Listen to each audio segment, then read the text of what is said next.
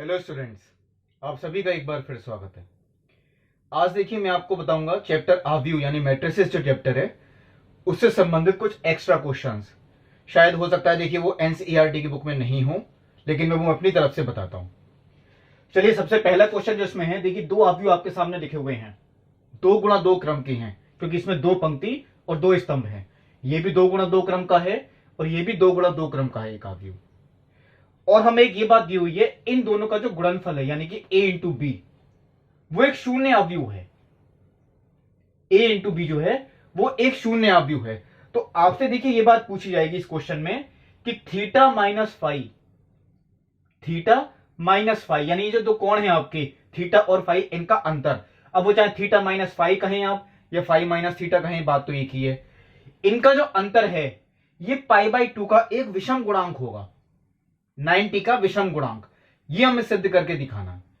तो देखिए ये तो देखिए हम तभी प्रूव कर सकते हैं जब पहले इनका हम गुणनफल निकालने। क्या आएगा, दो आव्यूह देखिए आपको दिए गए हैं 2 गुणा 2 क्रम के और इनका हमें गुणनफल। तो देखिए गुणनफल का मेथड जो आप लोगों ने सीखा है वही होगा बिल्कुल, पंक्ति की स्तंभ से गुणा। पहली पंक्ति की पहले पहले स्तंभ से गुणा करती हैं। तो फर्स्ट इंटू फर्स्ट देखिए cos square theta into cos square phi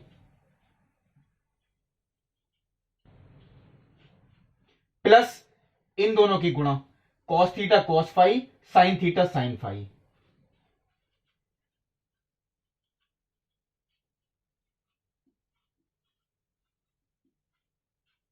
ये आपका कंप्लीट हुआ।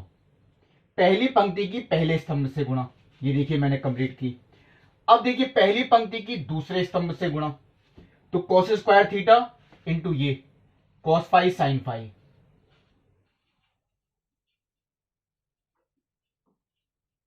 प्लस पहली ही पंक्ति की इससे गुणा यानी cos square theta into cos phi sine phi plus cos theta sine theta into sine square phi. देखिए यही होगा, पहले पहली पंक्ति की पहले स्तंभ से गुणा, वो तो हम ये कर चुके हैं।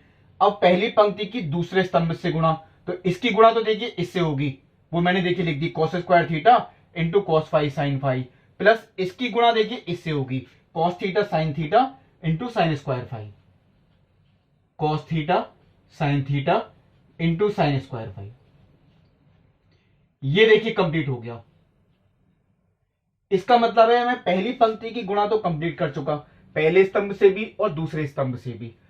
अब आता है दूसरी पंक्ति का नंबर, तो हम वो दूसरी पंक्ति में ही लिखेंगे। दूसरी पंक्ति की पहले स्तंभ से गुणा cos theta cos sine theta into cos square phi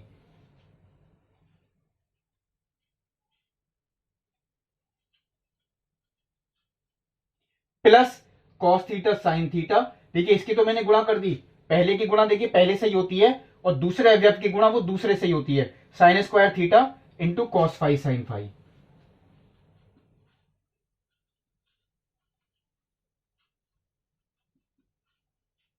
चलिए ये मैंने लिख दिया। अब आते हैं दूसरी पंक्ति की गुणा दूसरे स्तंभ से, cos theta sine theta cos phi sine phi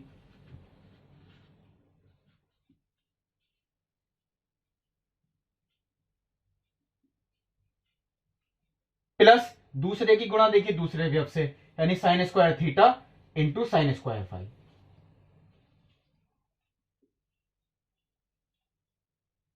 चलिए एक बार मैं दोबारा भी चेक कर लेता हूं। पहले पहली पंक्ति की गुणा पहले स्तंभ से cos square theta cos square phi plus cos theta sine theta cos phi, cos theta आएगा देखिए यहां पे कॉस थीटा, अच्छा मैंने कॉस का पद पहले लिखा था, कॉस थीटा कॉस फाई और साइन थीटा साइन फाई। चलिए तो ठीक था। अब पहली पंक्ति की गुणा दूसरे स्तंभ से cos square theta cos phi sine phi plus cos theta sine theta into sine square phi. अब दूसरी पंक्ति की गुणा पहले स्तंभ से cos theta sine theta into cos square phi plus sine square theta into cos phi sine phi और दूसरी पंक्ति की दूसरे स्तंभ से cos theta sine theta cos phi sine phi plus sine square theta sine square phi. ये भी एक 2 गुणा 2 क्रम का ही आव्यूह है क्योंकि इसमें 2 पंक्ति हैं और 2 स्तंभ हैं। अब देखिए और ये किसके इक्वल है, ये एक शून्य आव्यूह के इक्वल है। चलिए मैंने अभी इसे ऐसे ही लिखा रहने दिया है। अब देखिए अगर हम इसे सॉल्व करते हैं शायद हो सकता है इसमें कुछ ना कुछ कॉमन आए। इन दोनों में देखिए cos theta cos phi common, ये तो हमें देखिए लेना ही पड़ेगा, कॉस थीटा कॉस फाई चलिए कॉमन लेने के बाद क्या बचता है मैं पहले ये चेक कर लेता हूं। अगर मैं cos theta cos phi common लेता हूं तो यहां बचेगा cos theta cos phi plus यहां बचेगा sin थीटा sin फाई, यानी अंदर ब्रैकेट में क्या बचा cos theta cos phi plus sin theta sin phi, यानी cos A cos B plus sin A sin B. ये सूत्र किसका होता है cos a माइनस बी का। आप लोग चाहे तो सीधा लिख सकती हैं, इससे आपका टाइम ही बचेगा क्वेश्चन सॉल्व करने में। दोबारा देख लेते हैं चलिए क्या है। अगर हम इन दोनों में देखें क्या क्या चीज कॉमन है, तो एक तो cos थीटा कॉमन है। चलिए जो जो चीज कॉमन है पहले वो लिखते जाते हैं, cos थीटा कॉमन। दूसरा क्या चीज कॉमन है, sin फाई कॉमन है। चलिए ये भी मैंने कॉमन ले लिया। क्या बचेगा अब, cos theta cos phi plus sin theta sin phi, यानी cos A cos B plus sin A sin B, cos a minus B. ये हुआ। अब आते हैं इसमें। इसमें देखिए क्या कॉमन है, एक तो sin थीटा कॉमन है और एक cos फाई कॉमन है। क्या बचेगा अंदर, cos theta cos phi plus sin theta sin phi, वही चीज cos A cos B plus sin A sin B, यानी कि cos a माइनस बी। चौथे वाले में आते हैं, क्या क्या चीज कॉमन है, sin थीटा sin फाई। चलिए वो मैंने यहां लिखा sin थीटा sin फाई। क्या बचेगा, cos theta cos phi plus sin theta sin phi, यानी कि cos a cos B plus sin a sin B, cos a minus B equal to शून्य आव्यूह। अब शून्य आव्यूह देखिए, आव्यूह तभी इक्वल होते हैं जब उनका क्रम बराबर हो। तो ये शून्य आव्यूह भी 2 गुणा 2 क्रम का ही होगा, जिसमें सारे अवयव शून्य ही होंगे। दो आव्यूह केवल तभी बराबर होते हैं जब उनके क्रम भी बराबर हो। अगर ये आव्यूह 2 गुणा 2 क्रम का है तो ये भी 2 गुणा 2 क्रम का ही होगा। और अगर एक शून्य आव्यूह है तो सारे अवयव कैसे होंगे, शून्य। अब देखिए अगर मैं इनका, चलिए पहले इसे ही सॉल्व करता हूं। इस पूरे आव्यूह में एक अवयव कॉमन है और वो है cos थीटा माइनस फाई। ये मैंने कॉमन लिया। अंदर क्या बचेगा, देखिए यहां तो बचा cos थीटा cos फाई, यहां बचा sin थीटा cos फाई, यहां बचा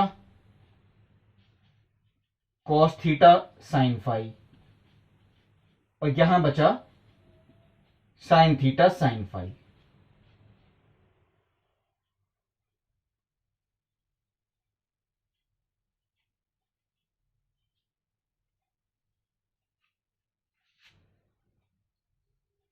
अब देखिए अगर ये पूरा आव्यूह एक शून्य आव्यूह है, अगर ये पूरा आव्यूह एक शून्य आव्यूह है तो थीटा और फाई, देखिए ये तो एक कोण है जो आपको दिए गए हैं, तो कुछ भी हो सकती हैं। ये कुछ भी देखिए शून्य नहीं है। अगर ये अवयव शून्य है और शून्य की जब हम किसी से गुणा करेंगे तभी वो शून्य होगा। देखिए थीटा और फाई कोण कुछ भी हो सकते हैं, तो इनका तो कुछ ना कुछ मान होगा। लेकिन अगर ये चीज देखिए बाहर का अचर पद, अगर ये शून्य हो जाए तो शून्य की गुणा में इससे करूंगा तो शून्य आएगा, शून्य की गुणा में इससे करूंगा तो भी शून्य आएगा, शून्य की गुणा इससे करते हैं तो शून्य आएगा, और शून्य की गुणा इससे करते हैं तो भी शून्य आएगा। इसका मतलब है ये जो बाहर का पद है यही शून्य है, ये एक अचर पद है, क्योंकि अचर पद की जब हम गुणा करते हैं तभी देखिए ये शून्य आ सकता है। इसका मतलब ये है ये जो आपका बाहर का अचर पद है cos थीटा माइनस फाई, यही इक्वल टू 0 होगा। इस आव्यूह से देखिए कोई मतलब नहीं है, तो देखिए कोई ना कोई संख्याएं ही होंगी, क्योंकि थीटा और फाई कोई ना कोई कोण होंगे। लेकिन हाँ ये चीज अगर 0 है और 0 की गुणा हम सबसे करेंगे तो सारे पद आपके 0 ही होंगे। इसका मतलब है देखिए ये cos थीटा माइनस फाई ये इक्वल टू 0 होगा। अब देखिए 11th क्लास में आप लोग शायद पढ़ चुके होंगे त्रिकोणमितीय समीकरण, cos theta is equal to 0, उसका व्यापक हल। तो cos theta is equal to अगर 0 होता है तो आपने देखिए इस तरीके से पढ़ा भी होगा, theta is equal to 2n plus 1 into pi by 2, ये इसका व्यापक हल होता है। और यहां पे n कोई भी पूर्णांक हो सकता है, n बिलोंग्स टू z, वो इस समीकरण का हल है। देखिए अगर cos theta is equal to 0, अगर cos थीटा 0 है तो थीटा बहुत सारे कोण हो सकते हैं, लेकिन वो सारे 90 के विषम गुणांक होंगे। लेकिन यहां थीटा की जगह क्या है, थीटा माइनस फाई, तो मैंने यहां थीटा माइनस फाई लिख दिया। इसका मतलब थीटा और फाई का जो अंतर है वो 90 का विषम गुणांक होगा। और यही हमें प्रूफ करना था कि अगर a इंटू बी एक शून्य अवयव है तो वो सिर्फ तभी पॉसिबल है जब थीटा और फाई का जो अंतर है, यानी इन दोनों कोणों का अंतर, वो 90 का विषम गुणांक हो। क्योंकि 2n+1 संख्या हमेशा कैसी होगी? विषम। तो 90 का विषम गुणांक, उस पे cos का मान हमेशा कैसा होता है? 0। जैसे cos 90 0, cos 270 0, 90 के जितने भी विषम गुणांक हैं सब पे 0 होगा। यही हमें देखिए प्रूफ करना था इस क्वेश्चन में। बहुत अच्छा क्वेश्चन था देखिए। अब चलिए मैं अगला क्वेश्चन आपको बताता हूं। अब देखिए जो अगला क्वेश्चन है उसकी शायद भाषा इस तरीके से आ सकती है कि दो अवयव के उदाहरण दीजिए लेकिन वो खुद शून्य अवयव नहीं हो, उनका गुणनफल शून्य अवयव हो। यानी ऐसे दो अवयव, मान लीजिए पहला अवयव ए है और दूसरा अवयव बी है, तो ये शून्य अवयव नहीं हो, ना तो ये शून्य अवयव है और ना ये शून्य अवयव है, लेकिन इनका जो गुणनफल है वो शून्य अवयव हो। और गुणनफल भी देखिए दोनों तरफ से, हम a इंटू बी निकालें तो वो भी शून्य अवयव आए, b इंटू ए निकालें वो भी शून्य अवयव आए, लेकिन ये खुद शून्य अवयव नहीं हो। ऐसा कभी कभी देखिए पूछ सकती हैं, ऐसे दो अवयव के उदाहरण दीजिए जो खुद शून्य अवयव नहीं हो, यानी कि अशून्य अवयव हो, लेकिन उनका गुणनफल वो शून्य अवयव है। तो इसमें आप देखिए छोटे से छोटा अवयव ही कोशिश कर लेने की, जैसे 2 गुणा 2 ग्राम का। कोई जरूरी नहीं कि आप बड़ा अवयव ही लें। मैं देखिए 2 गुणा 2 ग्राम का ही अवयव लेता हूं, और देखिए शून्य अवयव वो होता है जिसके सारे अवयव शून्य हों। अगर चारों जगह शून्य है तो वह शून्य अवयव होता है, 3 जगह अगर शून्य है तो वह शून्य अवयव नहीं कहलाएगा। जैसे देखिए मैंने इस समय ये लिखा 1 0 0 0, ये शून्य अवयव नहीं है इसमें, क्योंकि एक जगह 1 भी आता है। तो हमें ऐसे अवयव लेने हैं जो शून्य नहीं हो। ये देखिए मैंने लिखा बिल्कुल ठीक। अब दूसरा अवयव भी देखिए मुझे ऐसे लेना है, अब वो ए के इक्वल तो नहीं हो, उससे डिफरेंट हो। तो देखिए चलिए मैं कोशिश करता हूं यहां पे 0 0 0 1, ये भी शून्य अवयव नहीं है क्योंकि इसमें 3 जगह शून्य है, चौथी जगह देखिए 1 है। तो हमें ऐसे एग्जाम्पल लेने हैं, ए और बी ऐसे एग्जाम्पल लेने हैं जो शून्य अवयव नहीं हो। ये बिल्कुल ठीक है, शून्य अवयव नहीं है, ये भी शून्य अवयव नहीं है, लेकिन जो इनका गुणनफल है वो शून्य अवयव हो। अब मैं अगर इनका गुणनफल निकालता हूं तो पंक्ति की स्तंभ से गुणा, 1 इंटू 0 प्लस 0 इंटू 0, तो 1 इंटू 0 तो 0 ही हो गया, और 0 इंटू 0 वो भी 0 हो गया, तो 0 प्लस 0 यानी 0 ही आता है। अब इस पंक्ति की गुणा इस स्तंभ से, 1 इंटू 0 यानी 0, प्लस 0 इंटू 1 यानी 0, ये भी 0 आता है। दूसरी पंक्ति की गुणा पहले स्तंभ से, 0 इंटू 0 0 इंटू 0, और दूसरी पंक्ति की गुणा दूसरे स्तंभ से, 0 इंटू 0 0 इंटू 1। तो ये तो देखिए बिल्कुल ठीक आया, अभी भी हालांकि पूरा नहीं हुआ है। ए इंटू बी ये एक शून्य अवयव है, जबकि खुद शून्य अवयव नहीं है, लेकिन इनका गुणनफल शून्य अवयव है। अब चलिए हम बी इंटू ए भी चेक करके देखते हैं। तो बी इंटू ए चेक करने के लिए चलिए मैं एक काम ये करता हूं, बी अवयव को मैं पहले लिख देता हूं, यानी 0 0 0 1, और जो ए अवयव है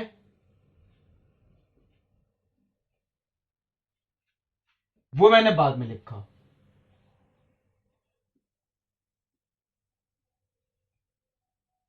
हालांकि आप ऐसे भी कर सकते हैं, कोई जरूरी नहीं है, लेकिन कभी कभी कुछ लोग गलती करते हैं, इसलिए मैंने दोबारा लिखने की कोशिश की।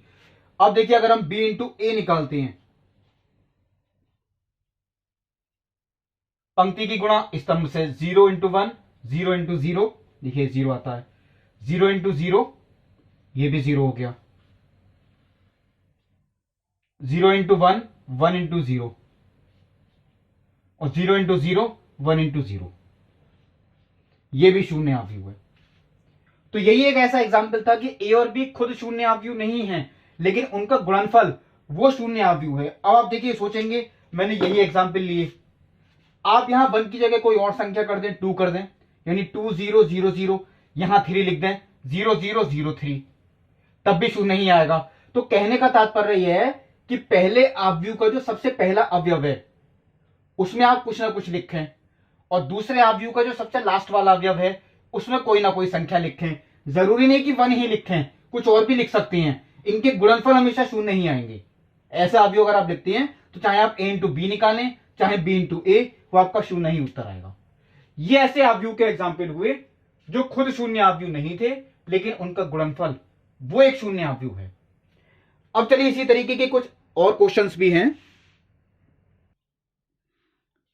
अब देखिए जो क्वेश्चन मैंने लिखा, ए और बी ऐसे दो अवयव हैं कि a इंटू बी वो a के ही इक्वल है और जो b इंटू ए है वो b के इक्वल है। यह आपको प्रतिबंध दिया गया, यदि a into B is equal to A और b into A is equal to B. तो हमें देखिए किस किस का मान निकालना है। इस क्वेश्चन के 4 पार्ट हैं। a स्क्वायर का मान निकालना है, b स्क्वायर का मान निकालना है, ए बी का होल स्क्वायर इसका मान निकालना है, बी ए का होल स्क्वायर इसका मान निकालना है। सब देखिए इसी से ही निकलेगा। अब आप लोग सोचेंगे ये ए स्क्वायर का मान कैसे निकले, तो देखिए आप लोग जो करते आए हैं अभी तक, ए स्क्वायर का मान आप ए अवयव की ए अवयव से ही गुणा करते हैं तब ए स्क्वायर कहलाता है। अगर ए अवयव की ए अवयव से ही गुणा करते हैं इसी को हम क्या कहते हैं, ए स्क्वायर। अब देखिए ए अवयव का मान कितना है, ए बी, तो मैंने एक अवयव की जगह ए बी लिखा। मैंने चलिए पहले वाले की जगह ही लिख दिया ए बी, ए का मान ए बी, क्योंकि ए इज इक्वल टू कितना है, ए बी। दूसरे वाले ए को मैंने ऐसे ही रहने दिया, यानी ए बी इंटू ए। चलिए मैंने इस पर ब्रैकेट भी लगा दी। इस वाले ए का मान ए बी लिख दिया, इस वाले ए को हमने ऐसे ही छोड़ दिया। अब इन तीनों की गुणा, अवयव में देखिए जो गुणनफल होता है वो साहचर्य नियम का पालन करता है। हम चाहे पहले इन दोनों की गुणा करें बाद में फिर इसकी गुणा कर दें, या पहले इन दोनों की गुणा कर दें बाद में इससे गुणा कर दें, इससे देखिए कोई फर्क नहीं पड़ता है। इस वाले ए को मैंने अब अलग कर लिया, इन्हें मैंने एक साथ किया।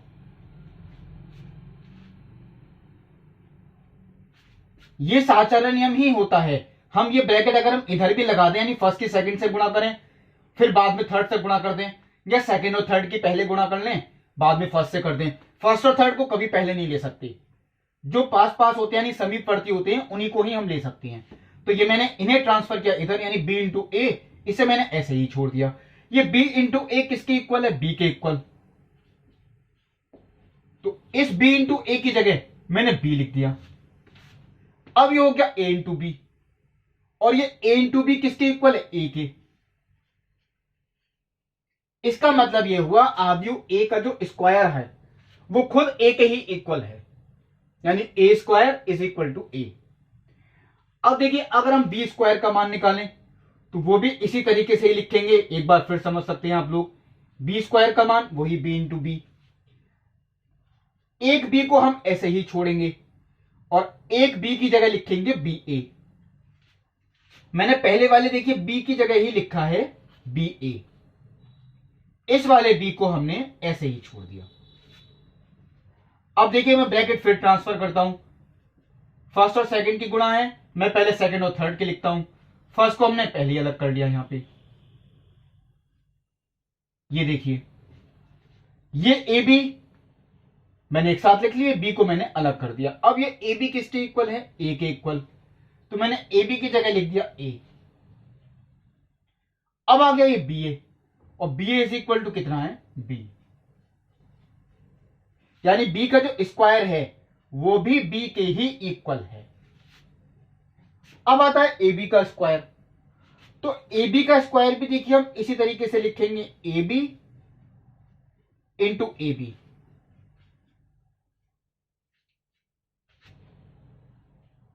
ए बी का square A B into A B.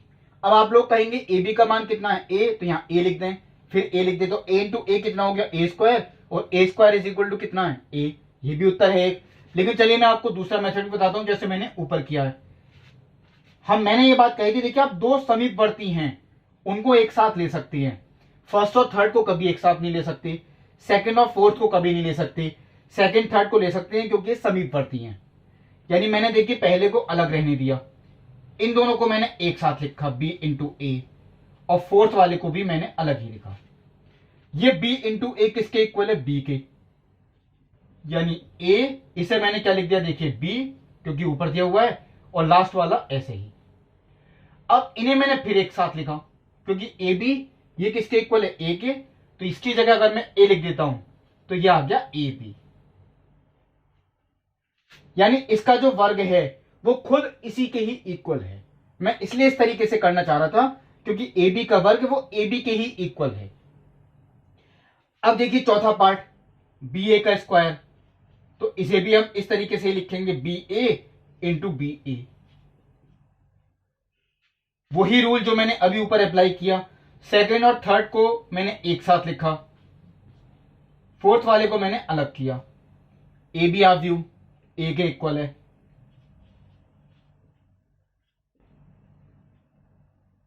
अब देखिए बी ए ये किसके इक्वल है, बी के। ये भी देखिए यही हुआ, यानी बी ए का जो वर्ग है वो खुद बी ए के ही इक्वल है। ये भी हमने प्रूव कर लिया। अब देखिए कभी कभी ऐसा भी पूछ सकते हैं आपसे कि ए स्क्वायर प्लस बी स्क्वायर कितना होगा, तो वो कितना हो गया, ए प्लस बी के इक्वल। इस तरीके से पूछा जा सकता है आपसे। या ए प्लस बी का होल स्क्वायर क्या होगा, तो वो ए प्लस बी का होल स्क्वायर, यानी ए स्क्वायर प्लस ए प्लस बी का होल स्क्वायर का मतलब ए प्लस बी इंटू ए प्लस बी, वो भी आप इसी तरीके से निकाल सकती हैं।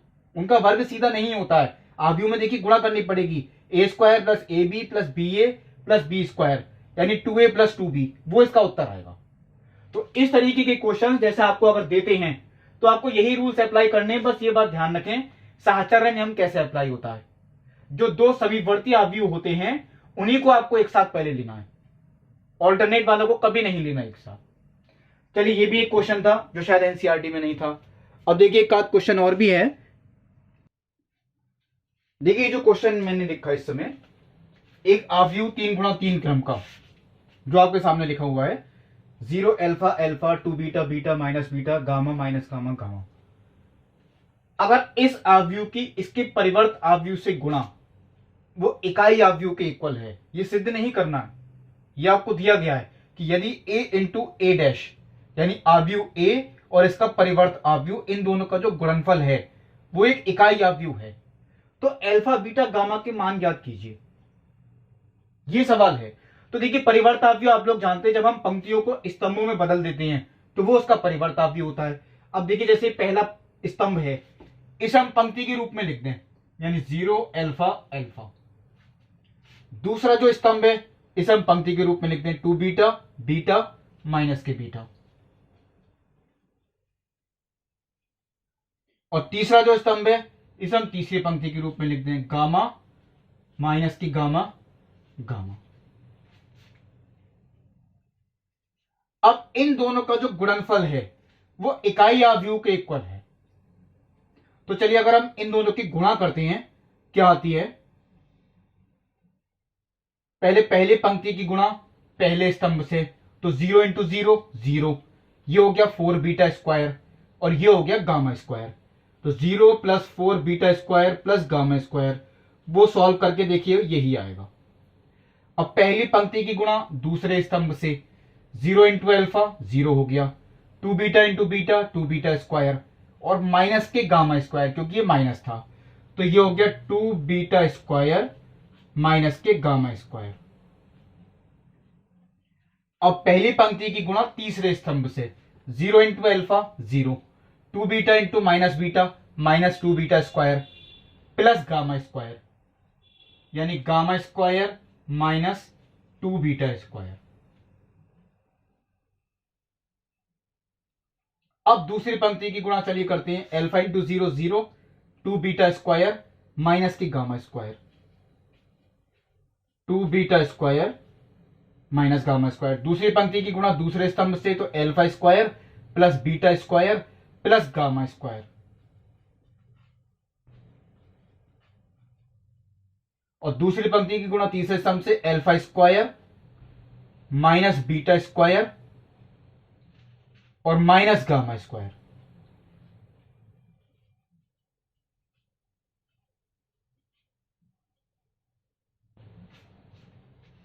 अब चलिए चेक करते हैं तीसरी पंक्ति, अल्फा इंटू 0 0 माइनस के 2 beta square plus gamma square यानी gamma square minus 2 beta square. इसी पंक्ति की गुणा दूसरे स्तंभ से, तो alpha square minus beta square minus gamma square. और इसी पंक्ति की गुणा तीसरे स्तंभ से alpha square plus beta square plus gamma square.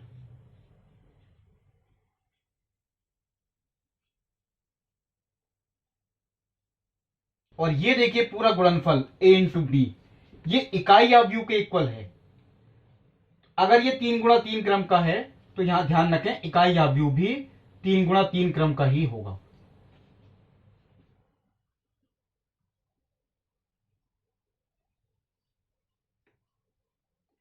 अब देखिए अगर हम इनकी तुलना करते हैं तो कुछ समीकरणें बनेंगी।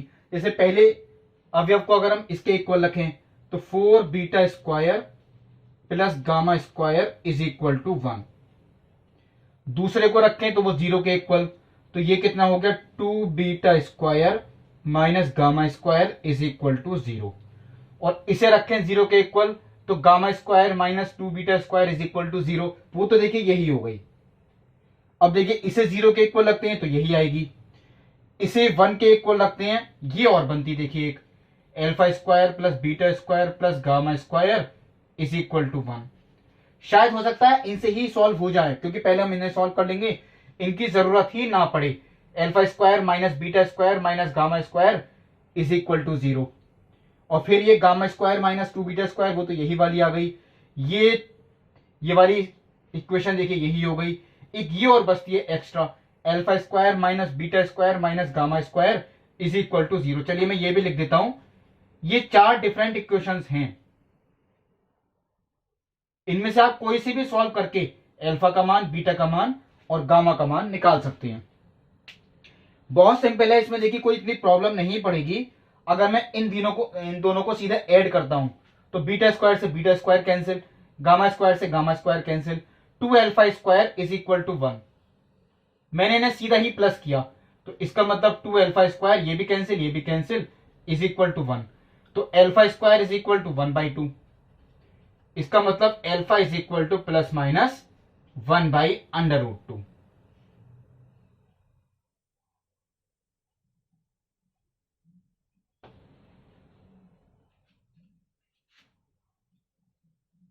अब चलिए बीटा और गामा के मान निकालते हैं।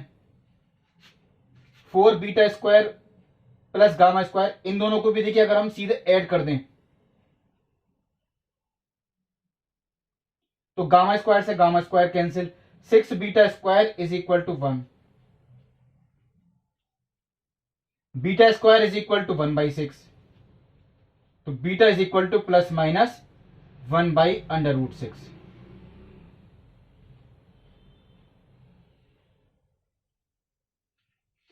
अब बचा केवल गामा का मान, तो गामा स्क्वायर देखिए कितना है 2 बीटा स्क्वायर, इससे ही हम निकाल सकते हैं। देखिए gamma square is equal to कितना है 2 बीटा स्क्वायर, यानी gamma square is equal to 2 into beta square, और बीटा स्क्वायर कितना है 1/6।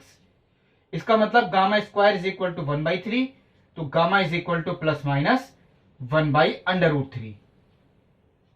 ये हुआ देखिए तीसरा, यानी गामा का मान। तो इस तरीके के कभी आपको क्वेश्चंस दें तो आपको पहले गुणनफल देखिए बिल्कुल सही आना चाहिए, बाद में उसे कैसे सॉल्व करना है, वो कुछ इक्वेशंस बनती हैं, उन्हीं को सॉल्व करके सारे मान निकल आते हैं जितने भी आपसे पूछे आते हैं। तो कुछ एक्स्ट्रा क्वेश्चंस देखिए वो यही थे जो शायद एनसीईआरटी में नहीं होते, वो मैंने आपको अपनी तरफ से बताई। ये थे देखिए आव्यूह के एक्स्ट्रा क्वेश्चंस। अब देखिए एक्स्ट्रा क्वेश्चंस जो आपको सारणिक वाले चैप्टर के मिलेंगे वो इससे अगली वीडियो में मिलेंगे। तब तक के लिए नमस्कार।